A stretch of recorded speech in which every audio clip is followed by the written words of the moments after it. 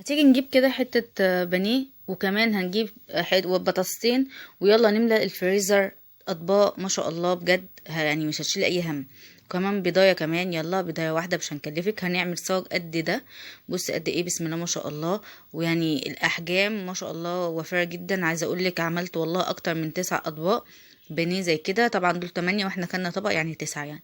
بسم الله ما شاء الله. صدر فرخة واحد يعتبر. ما شاء الله عمل الكمية دي كلها. اعملي بقى ورمي في الفريزر، ما تشيلش اي هم، في اي وقت تطلعي على طول على طول وتقلي.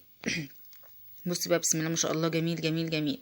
يعني انت لو حسبتيها والله العظيم هتلاقيه اوفر كتير من اللانشون والايه والجبن والحاجات دي للسندوتشات البنات في المدرسة. عايز تعمليها للبيت مفيش مشكلة. يلا بقى نجيب كده اي كمية بانيه عندك ونحط عليهم بطاطستين 3. انا بصراحه هنا كنت حاطه 4 بطاطسات بس وسط، يعني صغيرين ما كانوش كبار قوي. وهنا كنت حاطه طبق بانيه يعني تقريبا نص كيلو ولا حاجه. تمام زي الفل كده. يبقى نص كيلو بانيه معاكي. يعني تقريبا 4 وحدات من البطاطس طبعا مسلوقه. وهنحط بيضايه. هنحط بقى ايه؟ بهارات، بابريكا، قرفه سنه بسيطه جدا، توم باودر، بصل باودر. هنا بصل باودر ادي. كمان هنا توابل الفراخ زي الفل كده. وهنحط كمان كيس من الفيجيتار. هنا حطينا كزبرة وكمون. هنا ده الملح. ده كيس فيجيتار. عايزه اقولك التوابل براحتك خالص. هنا واحدة ماجي. التوابل يا جماعة ما تتأيديش بالتوابل اللي انا حطاها. هنا كان معلقة صغيرة من توابل البرجر ومعلقة صغيرة من توابل اسمها شيش طاووق. كانت عندي يعني حطيتها، بصراحة كانت طعمها حلو. هنا معلقتين ونص من النشا، ومعلقتين من الدقيق. معلقتين ونص برضه اهو. بصي دي في ايدك بقى. هنا معلقتين من الفيجيتار السايب. وهنا حطيت كيس بيكنج باودر. طبعا هنعجن مع بعض، ولو لقينا الموضوع عايز تاني بحط له مع كام معلقه من الفيجيتار السايب.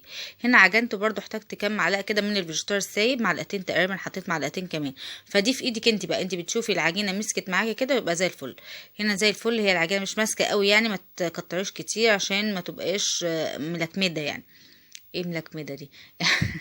مكتومه يعني. ماشي. هنا بقى نجيب معلقه زيت. هنا طبعا جبنا الصاج وغلفناه بالكيس، وكمان مسحناه بالزيت، وحطينا الخليط، وبعد كده حطينا عليه شويه زيت وفردناه زي ما انت شايفه كده. نحط عليه الكيس بقى ونفرده كويس جدا، نتاكد ان كله متساوي. الخطوه دي بقى بالراحه خالص عشان يعني تتاكدي ان كله متساوي، يعني ما تبقاش جنب مايل وجنب ايه عالي كده. هنا بقى بالسكينه تقسميها كده، عشان طبعا احنا هندخلها في التلاجة لمدة ساعتين. هنا عايز اقولك العيال ما استنوش عليا خالص خالص خالص، جننوني بصراحه، واقفين على راسي طبعا. فيلا يلا يا ماما. انا عايزه اقول لكم ان انا تقريبا حطيتها ساعه وقليت كام واحده، وبعد كده حطيتها في الفريزر، وتاني يوم كملت. بصراحه يعني ما اكدبش عليكم، يعني بصراحه العيال فظاع. يلا يا ماما يلا يا ماما. عملت لهم كام صباع كده بصراحه اتعشوا بيه. هتشوفي دلوقتي حتى الصاج هتلاقيه ناقص كام واحده كده. كان هو ده اللي انا هقليهم في الاول. دول اللي هتشوفوهم هم دول اللي انا قليتهم ساعتها. عايزه اقولك كان طعمه جميل جدا رهيب. هنا بقى ما شاء الله ما استنتش بقى خالص. يعني جننوني. قلت لهم لا خلاص تعالى اعملها لكم. كان يا دوبك مسكت نص ماسكه كده، يعني تقريبا ساعة. هنا بقى طبعا الخليط ده او التغليف ده بتاعتك انت. عايزة تحطي الاول طبقة او 2 براحتك. هنا حطيت الاول في الدقيق، بعد كده في البيض. طبعا البيض حطيت عليه ملح وشوية مية وشوية فلفل اسود، وبعد كده في الفيجيتار سايب، وبعد كده في الكيرسبي. زي الفل. عايز تعملي فيجيتار بس براحتك. دي بقى التغليف ده المتاح عندك اعمليه، يعني ما توقفيش نفسك على حاجه خالص. هنا حسيت ان القطعه كبيره شويه، قسمتها على 2. كل ما تبقى وسط كده، ما تبقاش كبيره قوي تخينه قوي يعني عريضه قوي، بتبقى احلى عشان لما تحطيها في الساندوتش بصراحه تبقى حلوه، ويعني ايه ما تبقاش زياده. هنا من البيض للفيجيتار للكريسبي. طبعا خلاص حفظنا. انا هنكت. اهو زي ما انت شايفه الفيديو شارح نفسه بصراحه اهو بالشكل ده.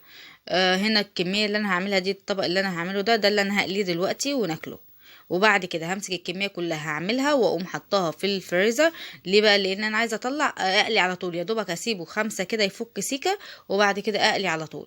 فانا هعمله حلو قوي الطريقه ان انت تعملي الفيجيتار والبانيه. هنا بقى كان تاني يوم بصراحه ما اكدبش عليكم، فيصت يوميها خالص. ما قدرتش اكمل. كنت بعمل طبعا حاجات وتفريزات في البيت فما كملتش يعني صورت كذا فيديو في اليوم ده. هنا بقى تاني يوم عبال كده ما قليت شويه بطاطس نفطر بيهم، ففكيتها طلعتها يعني شويه، سبتها 5 دقايق كده تهدى شويه، وقطعتها زي ما انت شايفه كده، وهغلفهم كلهم. عبال ما عملت الفطار كنت غلفتهم كلهم وحطيتهم بصراحه في الاطباق. يعني وانت بتعملي الحاجه اشتغلي فيها، يعني مش هياخد معاكي اي وقت ولا حاجه. هنا بقى عملت الاطباق كلها جاهزه بالفيجيتار بكل حاجه، يا دوبك تطلعي تقلي على طول، ولا بقى تستني تدوري على بيض ولا تدوري على فيجيتار ولا اي حاجه. بصي بسم الله ما شاء الله الكميه وفرها ازاي اهو زي ما انت شايفه كده. عمل بقى الكميه دي كلها، طبعا ما صورتلكوش وانا بعمل الكميه دي كلها عشان وقت الفيديو ما يبقاش طويل، جبت لكم بس بعد ما خلصت عمل ازاي. بس بسم الله ما شاء الله الطبق فيه 5 وفي طبق فيه 6، يعني عدي بقى 6 وحدات في 9 اطباق. شوفي بقى انت عملتي كام واحد، بسم الله ما شاء الله. ده الطبقين دول اللي انا قليتهم ساعه ده ما شاء الله طلعوا 10. يعني انا والله كنت فاكره ان انا اكلت طبق واحد، لا طلع طبقين يا جماعه. يبقى كده انا عملوا 10 اطباق، 10 اطباق في 6 يعني ب60 قطعه بانيه. احسبي بقى هتقدري تجيبيها 60 قطعة بانيه، انت بتجيبيها بكام واحنا عملناه بكام. بصي وعايزه اقول لك كريسبي وجميل. حطي بقى في السندوتشات وحطي بقى كاتشب ومايونيز وبألف هنا وشفا. ادعي لي بقى، اعمليه وادعي لي، هيعجب العيال قوي الاولاد بصراحه. بألف هنا وشفا. ما تنسينيش بقى لايك وشير، وبألف هنا وشفا على قلبك، وادعي لي بقى دعوه حلوه كده بظهر الغيب ان شاء الله. بألف هنا وشفا. بصراحه تحفه، عجب البنات جدا جدا.